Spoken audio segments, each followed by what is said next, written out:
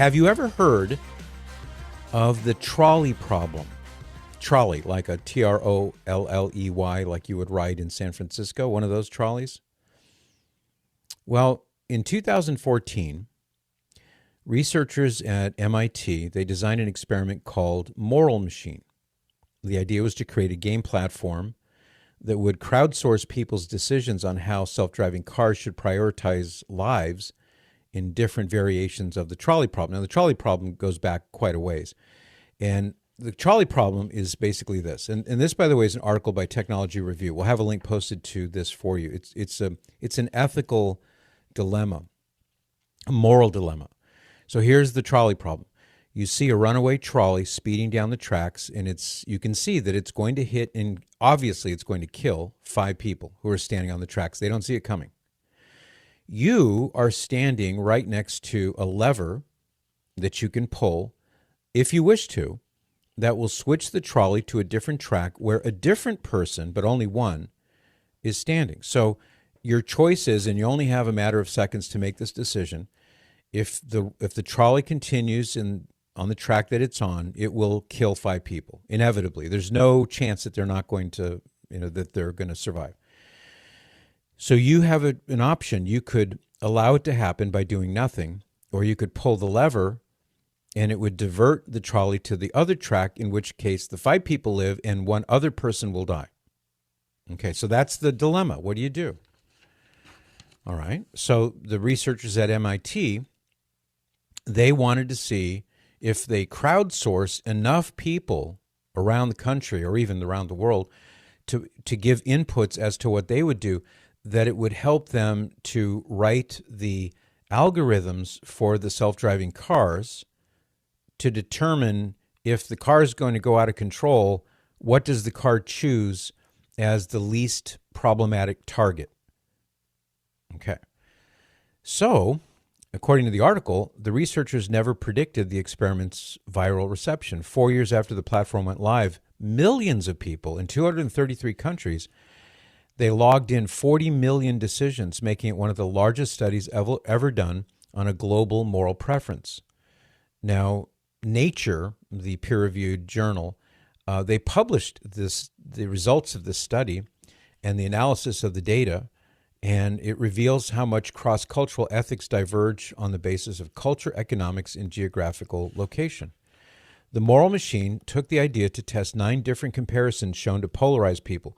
Should a self-driving car prioritize humans over pets, passengers over pedestrians, more lives over fewer lives, women over men, young over old, fit over sick, higher social status over lower social status, law-abiding citizens over people who are breaking the law, and finally, should the car swerve and take action or just stay on the course and wind up hitting whatever it was going to hit in the first place. Rather than pose one-to-one comparisons, however, the experiment presented participants with various combinations, such as whether a self-driving car should continue straight ahead to kill 3 elderly pedestrians or swerve into a barricade and kill 3 youthful passengers. Can you imagine, Cyrus? Let's say you're taking this test here, and you have to give an answer, and there's no good answer. And maybe the scenario that you're given is, okay, if you just keep going, if this self-driving car keeps going, it's going to plow through 3 old folks and kill them because they were walking on the crosswalk. Or if you swerve to avoid the 3 old folks who are walking on the crosswalk, the car is going to swerve into the barricade and it's going to kill the 3 teenagers sitting in the back of the car. I hate this question. Yeah. But you know what? It's the kind of thing you really have to grapple with. I mean, you don't, because you're not in charge of making these cars and the decisions, but some people are. Yeah, it's such an interesting I love the trolley question. Even though it's an impossible thing to answer, but usually, if you can move the trolley and have it hit so it's going to hit 6 people. And you can change the tracks, and it's only going to hit 1 person. Most people would be like, well, it's have it hit the 1 person. Mm-hmm. But what about if you add another situation to it? What if you could push someone in front of the trolley to stop it? So you're physically pushing someone. Does that, nobody will do that. So that, Right. So you'll change the track to run over a person, but you wouldn't push a person in front of the trolley. Right. And there's a reason why. And I'm glad you brought that up, actually. There's a reason why. Because in the scenario of pushing somebody in front of the trolley to slow it down, I guess, so it doesn't hit another person, you still wind up with at least one person dead. But you've actually done something evil to try to achieve a good goal. The good goal is to have the trolley not kill anyone down the track, down the hill. But by pushing somebody in front of the trolley, you've now killed an innocent person. So you've done something morally monstrous, immoral, to achieve a good goal. And I think people, they understand that. So what we have in the case of the trolley dilemma is what's known, and I think this would fit into the parameters of what's known as the principle of double effect, where in this case you are, and I think this is answerable. The answer is you pull the lever to avoid killing the 5 people, knowing that although you don't intend it, that this trolley is going to kill the one person if you move the trolley to the other track. So that would be morally permissible, because either way, people are going to die. There's no way to avoid people dying. And you're not killing anybody. Some might say, well, by putting the lever so the trolley goes to the other track, you are in effect killing that person. And I could understand that dimension of the argument. But I think strictly speaking, the goal intended by pulling the lever is not to kill the one person, but to avoid killing the 5 people. That's your intended goal. And by doing this, you have an unintended side effect that you don't want to happen, but it's inevitable, and that would be the trolley kills the one person. So that would be permissible within Catholic moral teaching. Would it be evil to not do anything? Well, that's where it becomes, I think that's the essence of the dilemma, because you could do nothing, in which case you don't have any involvement one way or the other, directly at least, in the deaths of these people, except you do. Because if the trolley continues on the path that it's on and it takes out the 5 people and kills them, in a sense, you are responsible for their death because you could have prevented it, but you didn't. Okay. So there's no way out of this moral dilemma. You're connected to it one way or the other, directly or indirectly. So that's why I think this is, something that we should ponder. And to use a parallel in the world of medicine, sometimes in what's called an ectopic pregnancy, there is a baby that has been conceived, and this fertilized ovum is now making its way down the fallopian tube and then gets stuck there. And if it gets stuck there, the woman will die, certainly, because as the baby grows, it's going to rupture the fallopian tube, and that inevitably would bring about the death of the mother.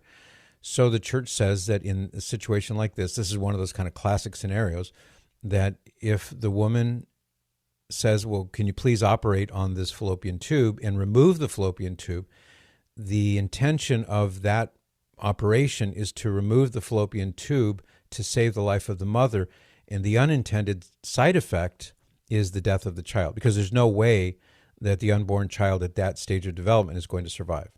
Inevitably, that child will die. But yet the church would say that it's not immoral to do that. Now, the mother, if she chose, she could say, well, I want to forego this operation so that my baby will live. But in that case, the baby won't live anyway. She will die and the baby will die because the baby is too young. And I recognize I'm not using a clinical term when I say baby, but you understand what I mean. The unborn human being is going to die inevitably, because there's no way for that, maybe week old or however long time has gone by, there's no way that fallopian tube can gestate this unborn child for 9 months and then be born. So the mother has to take the fallopian tube out or she will die. But again, not to put too fine a point on it, the church says that in a case like that, the goal is to save the life of the mother.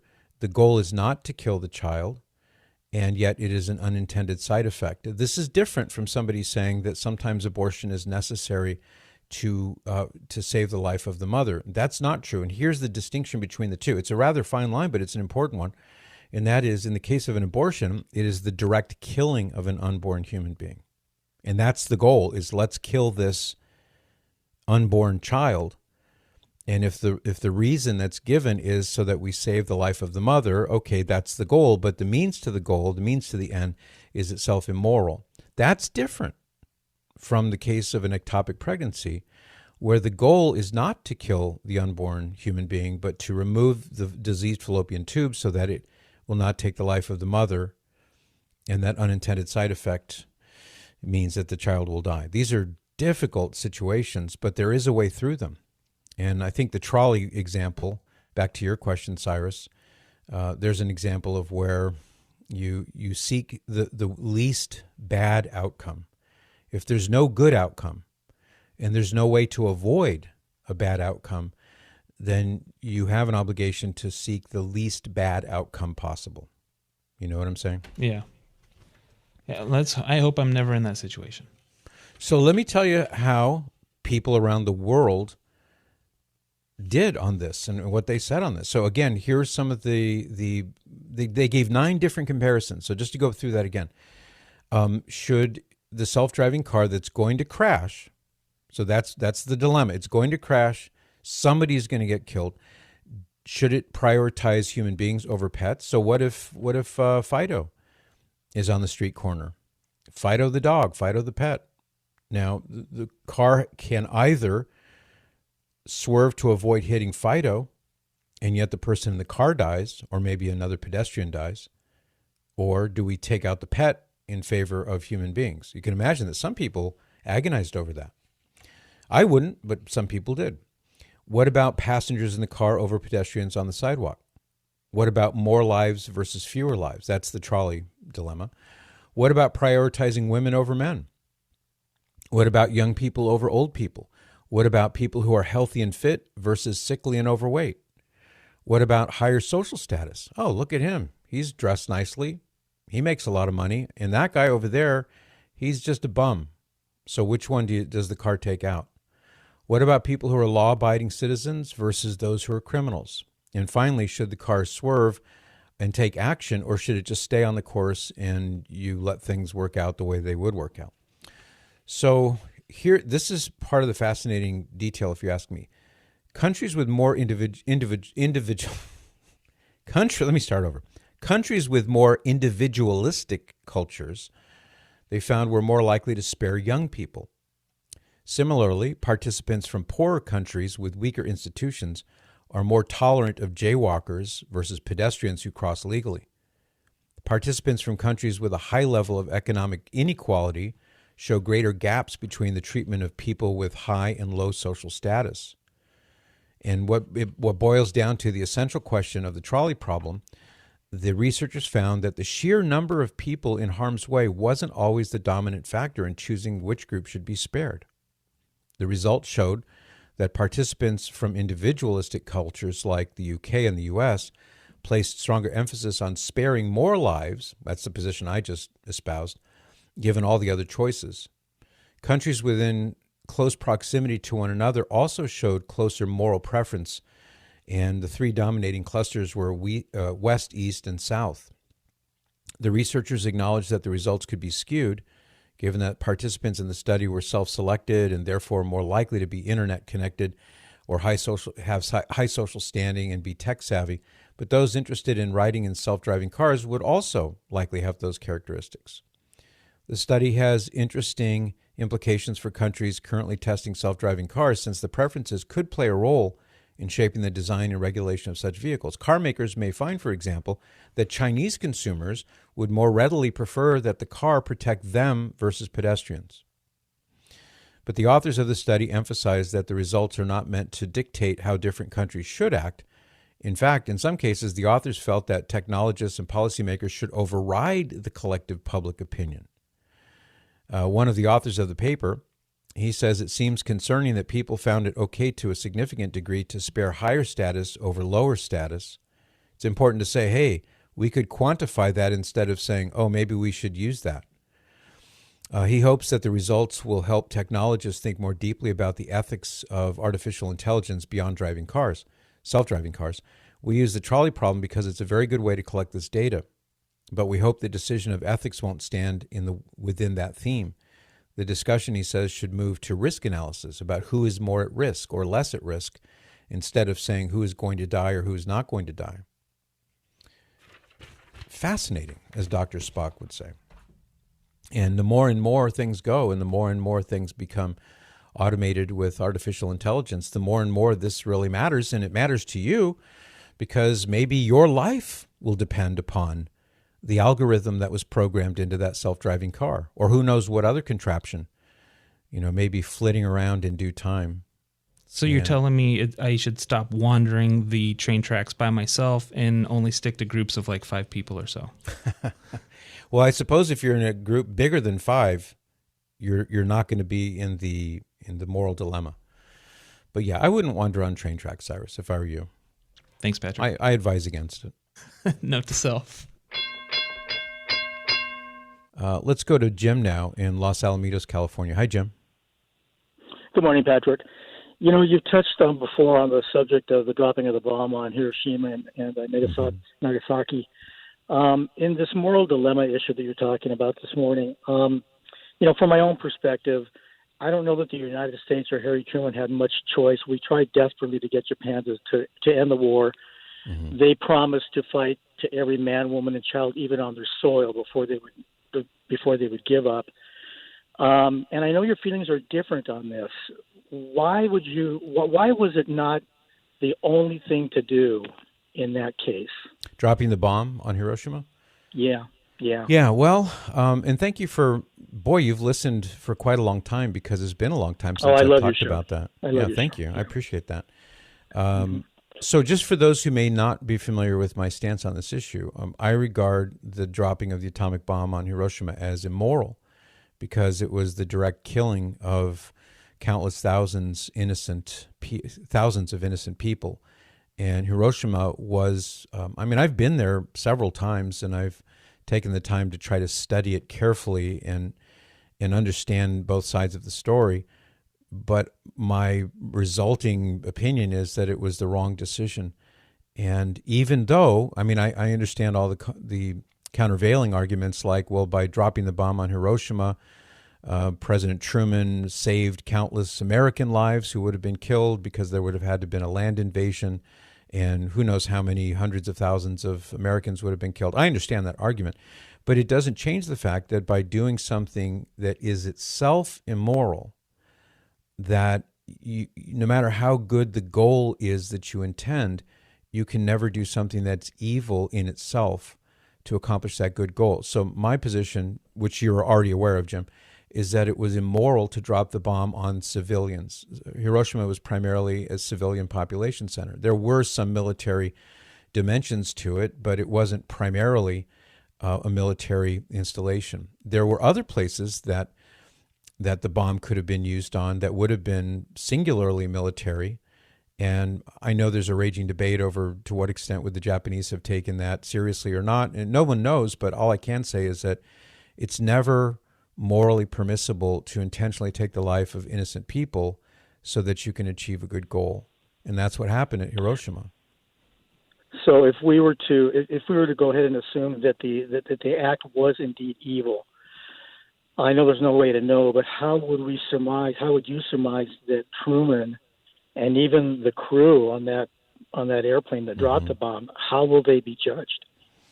Well, in the case of Truman, who is not a Catholic, obviously, he will be judged because he made the decision to do this. But the question is, to what extent was he, what level of culpability did he have? Now, one could say that he is objectively culpable for this act, the incineration of all these innocent people, because he ordered it. And as the commander-in-chief, the buck stops here, as he famously said.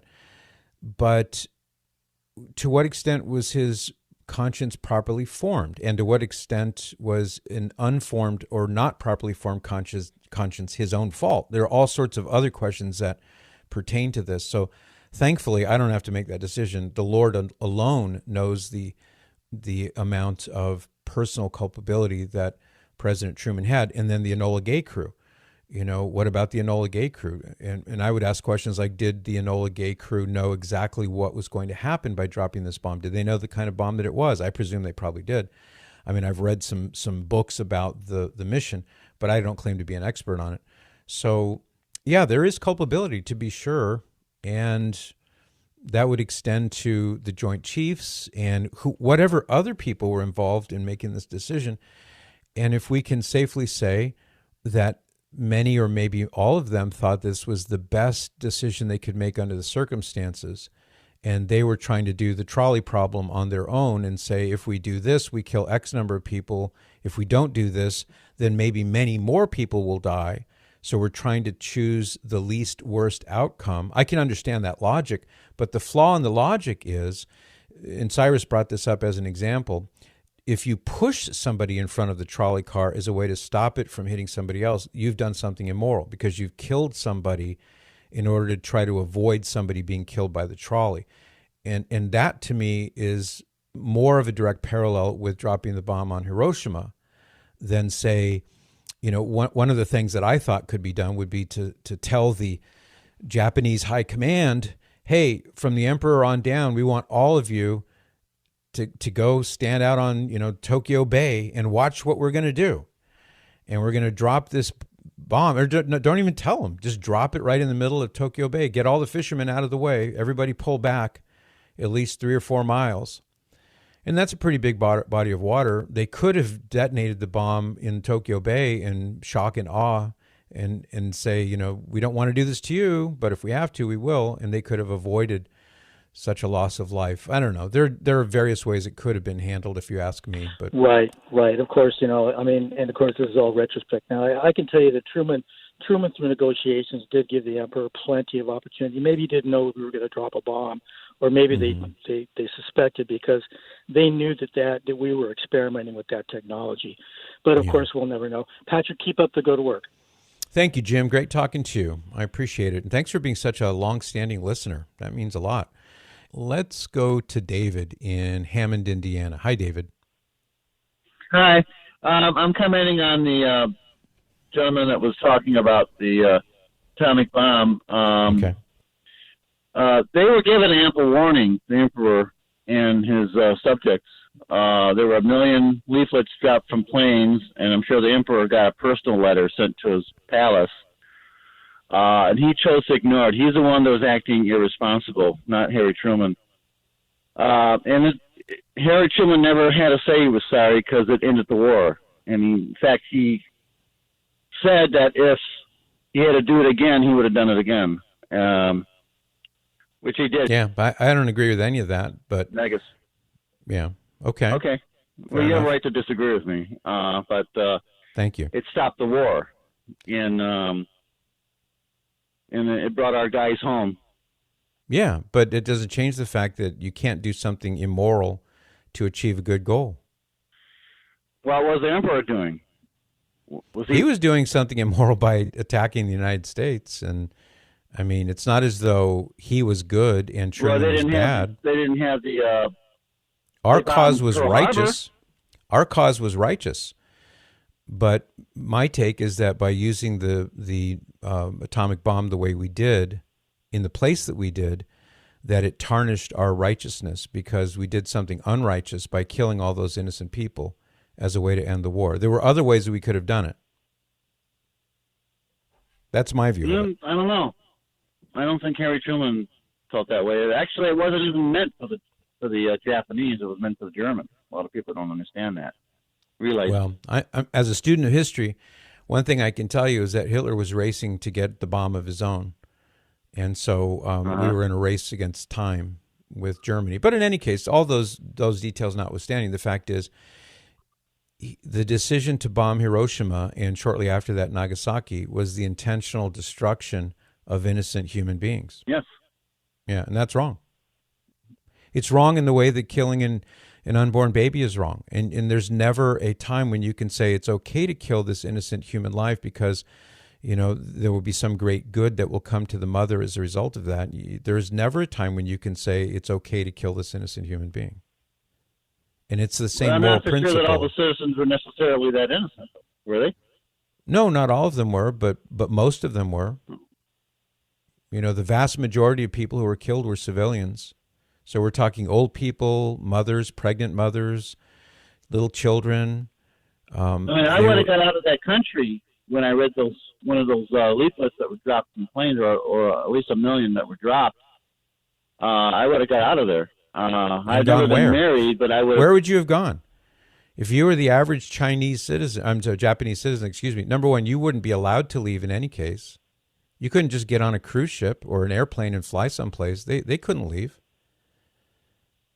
There's nowhere to go. I mean, the U.S. had encircled and conquered the Far East, so the Western Pacific. We already had that. They couldn't go there. I mean, it sounds good on paper, but they couldn't just up and leave.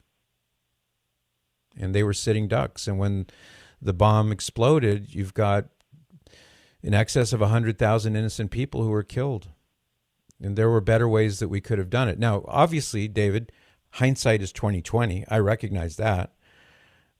But, I mean, we should learn from that decision. Otherwise, what happens if we find ourselves in a similar predicament, let's say, and there's some, threat from, I don't know, ISIS or China or something like that. We shouldn't make the same mistake again. I hope we learn from what happened there so that we don't make the decision on faulty moral premises.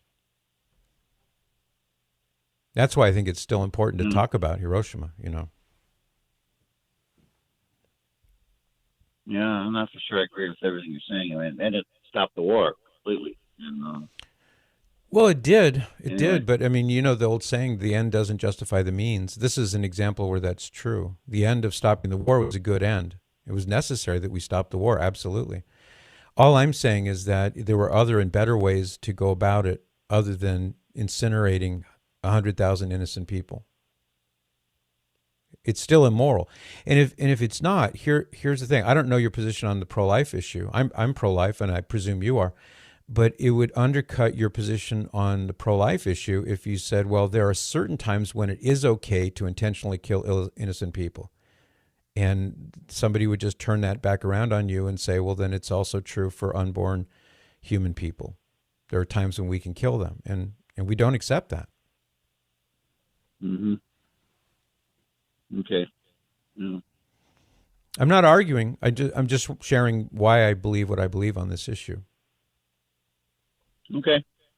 I said what I had to say, too. You got it. Okay. No, I appreciate Patrick. it. Yeah, thank you. Thanks for the call. Let's go now to, let's go to John in Philadelphia. Hi, John.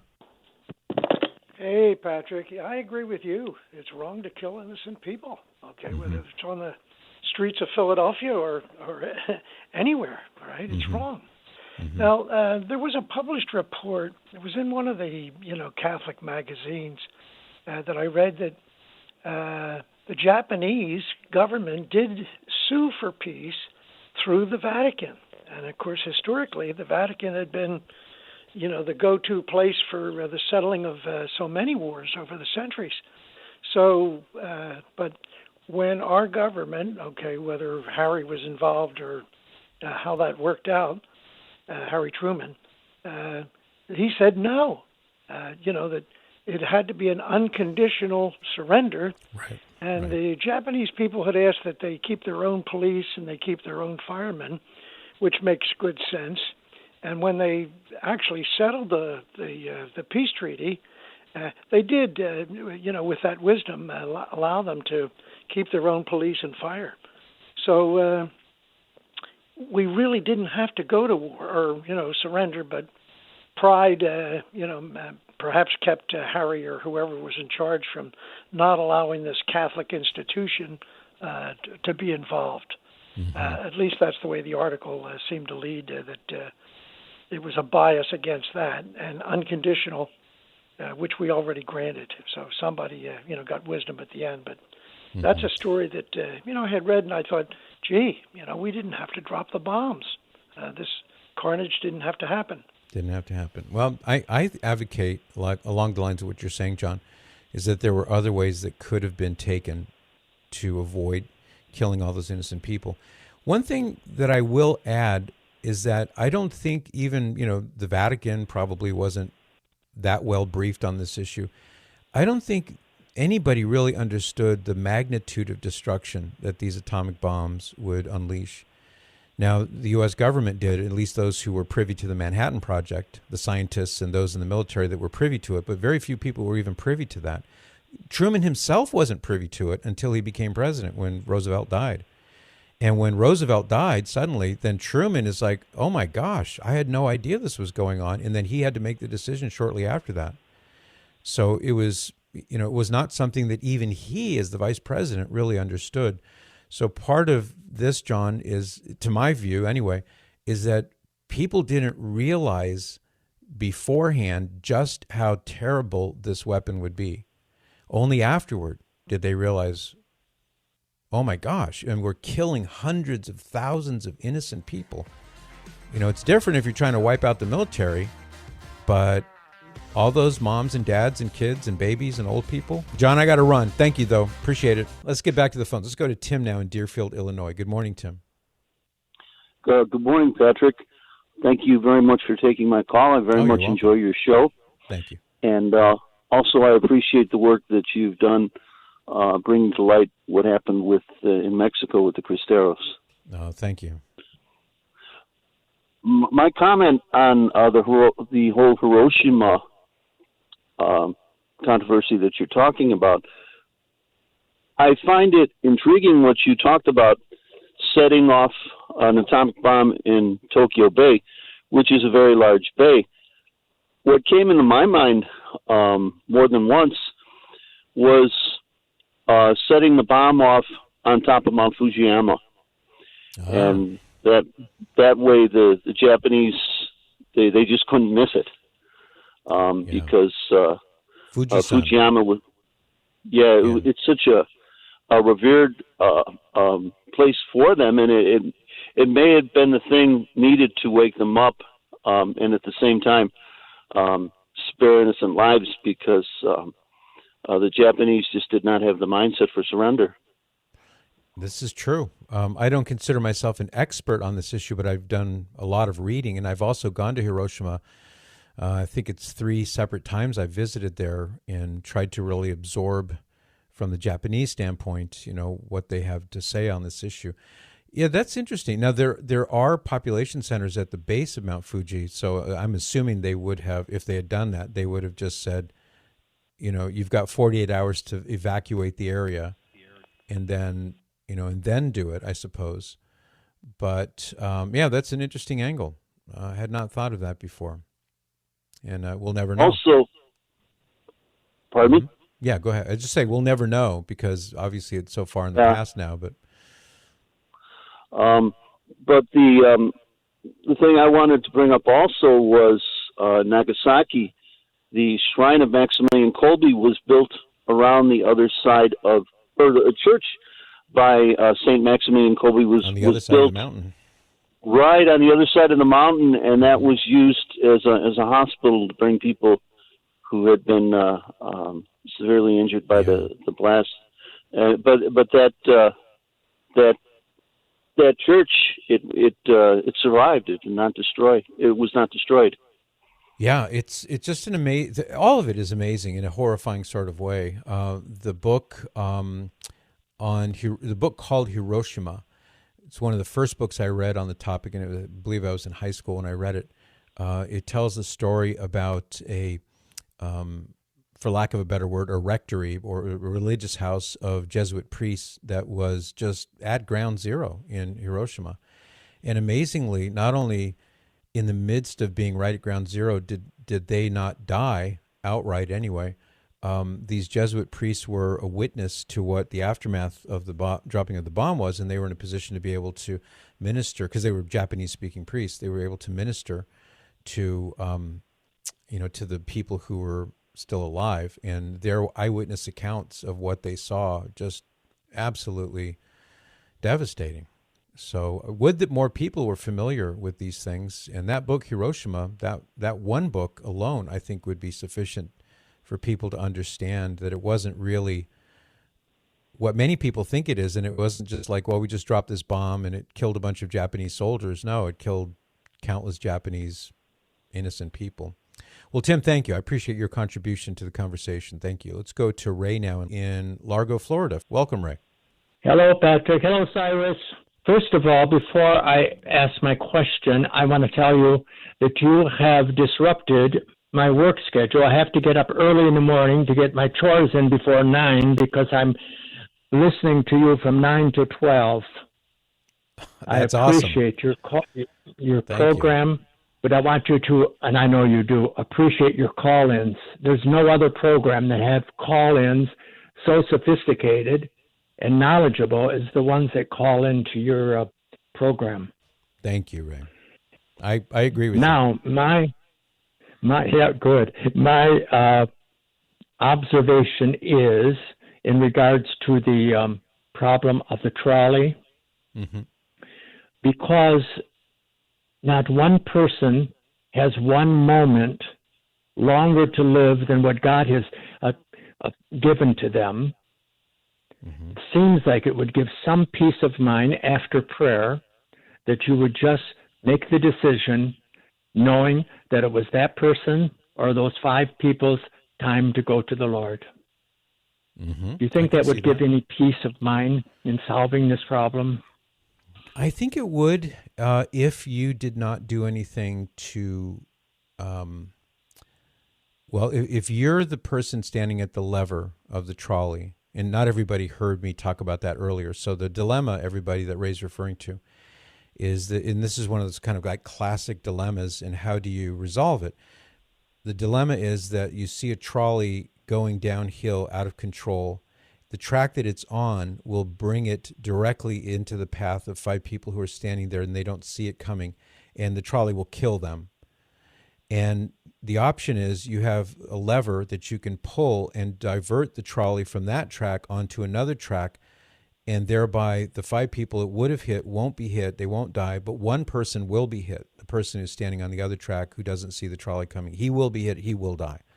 So you have to choose either to do nothing, in which case 5 people die, or to do something, which is to move the lever and the trolley kills one person instead of 5 people. That's what Ray's referring to here.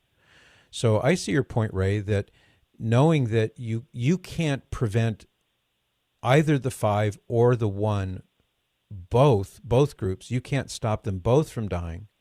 One or the other will die. I can see where you could have some peace of mind knowing that, number one, you didn't cause that death, but you also, I suppose, can take comfort in knowing that God, that was the time for that person to go. I think that's what you're referring to. Is that right, Ray? Right. Well, that's right. Yeah. I mean, it's a terrible scenario no matter how you slice it.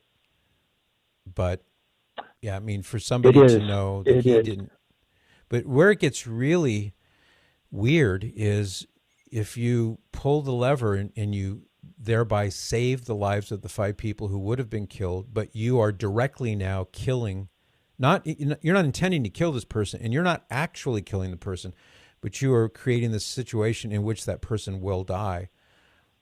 I wouldn't want to have that on my conscience. Even though I would know I didn't do anything immoral, my action changed the course of events so that that person died instead of these other people here.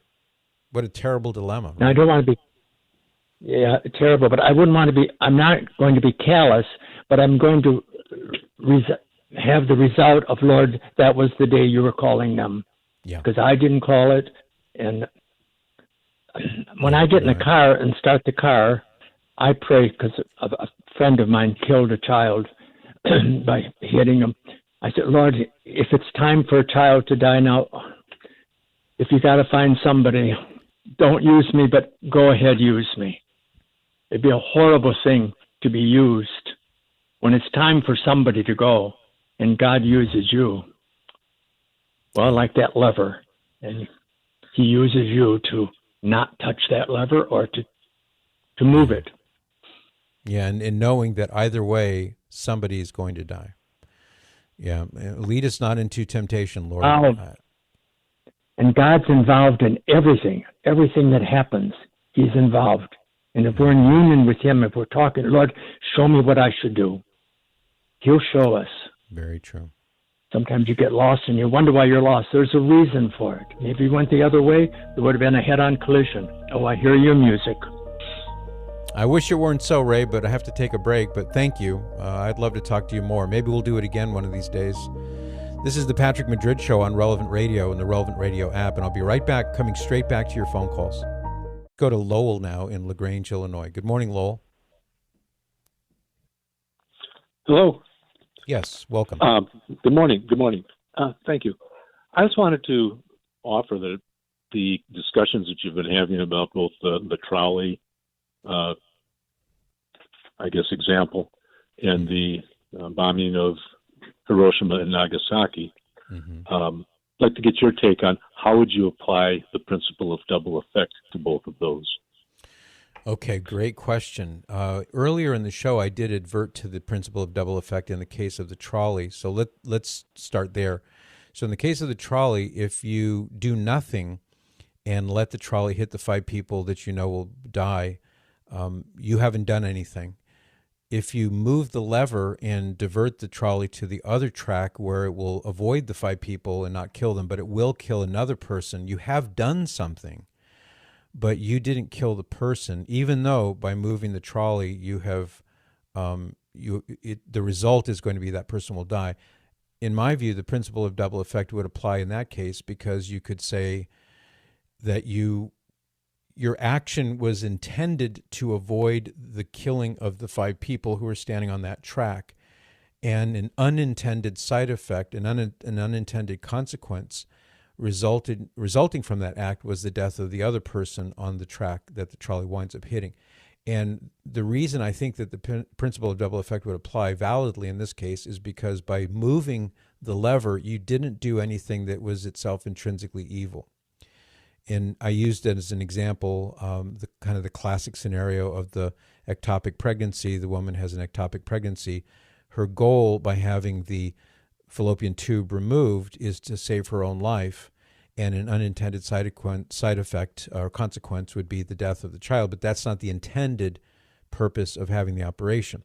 And how that's different from an abortion, which is, let's say, a chemical or surgical abortion, the intention is to kill the child. So the distinction between the two has to be made clear. So now if we apply it to Hiroshima, it seems to me that the principle of double effect would not validly apply here.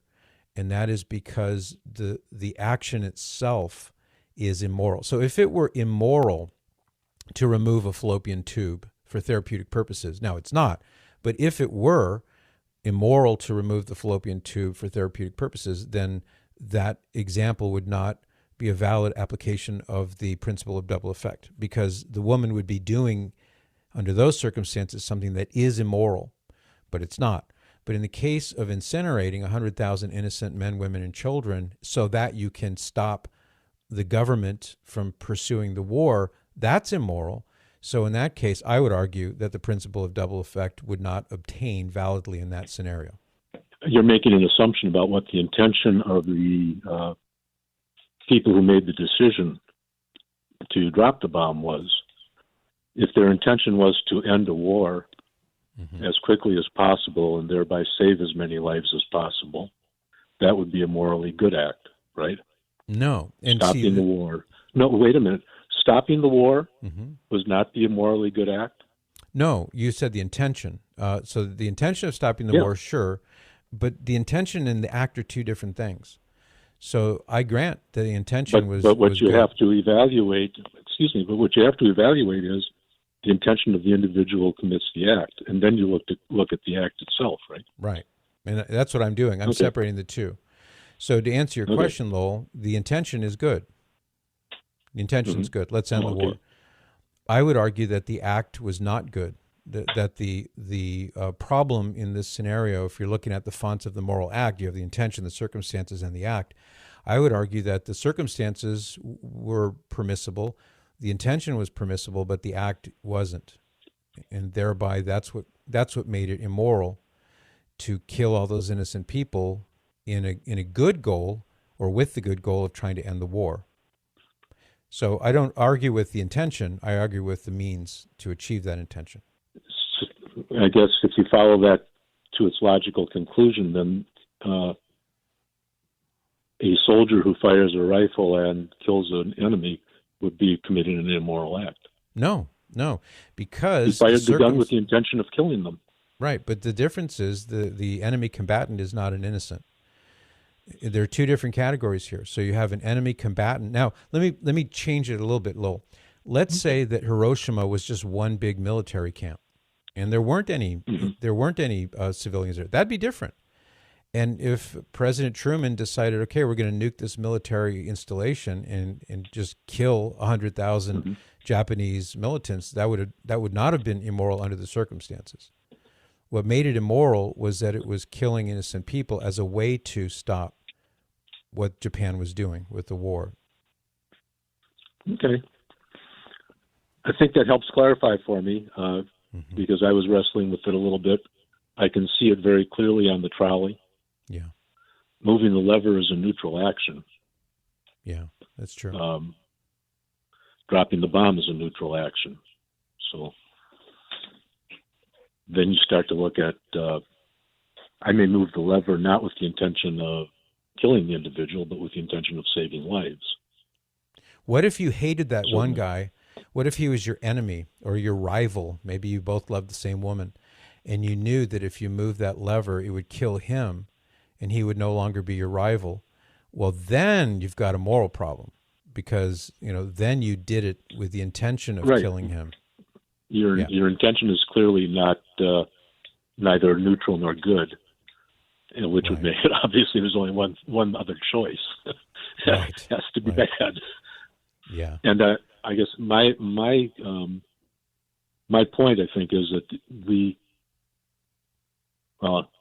I do have a little background on it. My father was on Okinawa when they dropped the bomb, and he went through 3 invasions in the Pacific, and they were getting ready to invade the first home island. It's the only time everybody in his unit was told by their officer, "Write out your will before we go because you're not coming back." Oh man, how chilling that must have been for your dad. And at the other side of the coin, and this is where I get, I guess, too hung up. I don't know what else anyone could have done to end that war, other than something that was dramatic enough. And I know you talked about dropping a bomb in Tokyo Bay. I have no idea what the tsunami that would have done in terms of loss of life and whatever. The same thing with dropping a bomb on the top of Mount Suribachi or Mount Fujiyama or any other mountain. Because, as you've already mentioned, and we didn't even understand it at that time, all of the radioactive fallout and other effects of a bomb at that altitude, where would the winds have taken it, and how many people would have, around the world, may well have died. Thankfully, we now have the benefit of all these years of hindsight to look back at that event. And that's one reason why I'm really glad that you raised this question about the principle of double effect, because sooner or later, and maybe a lot sooner than later, we're going to be faced with the same moral quandary again. And I don't want to see the same mistake made again. So it's good that we're wrestling with these issues. And I'm glad you're bringing up, well, what about this and what about that? We have to look at these from every angle so we don't make the same mistake. Well, you and I and the listeners are wrestling with them. I fear that there are many people who have a lot more to do with the final decision than we do, who have no clue. Yeah, you're right about that. What these issues are. So we need to make sure I will let you go, and I thank you, Lowell. Oh, go ahead. Yeah. No, I was just going to say we need to make sure that Vladimir Putin starts listening to relevant radio. We got to get his mind right on these issues, right? Very good. Thanks. Thank you very much. Yeah, good to talk to you. For more of the Patrick Madrid Show, visit relevantradio.com/Patrick.